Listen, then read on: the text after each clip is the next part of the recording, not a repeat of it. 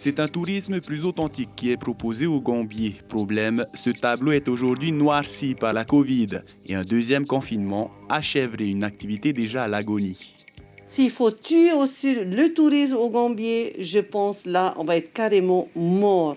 Il y aura juste l'école, tout ce qui est administration qui vont marcher, c'est tout. Mais sinon, au niveau de la population, on va être mort, chaos. Et ça va être grave pour nous, quoi, notre archipel. Pour Carlos aussi, c'est compliqué. Lui qui commençait à sortir la tête de l'eau depuis le début de l'année, il envisage maintenant de mettre la clé sous la porte.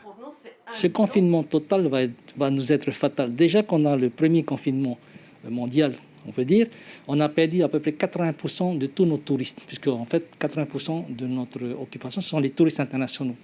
Et là, on a un peu de touristes polynésiens, parce que les week-ends, ils viennent chez nous. Confinement total, c'est-à-dire qu'on ferme carrément. C'est-à-dire qu'on va foutre tout le monde dehors, c'est ce que ça veut dire. C'est de mémoire de présidente de l'Association du tourisme authentique, la crise la plus grave économiquement parlant que Mélinda Baudin a eu à traverser. Et elle attend de la part des autorités une réponse à la hauteur de l'ampleur de la Covid.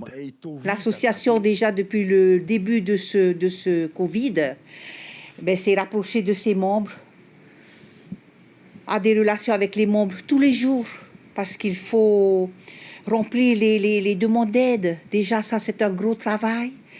Et puis, c'est surtout de les écouter, parce que chaque archipel, chaque île a ses problèmes.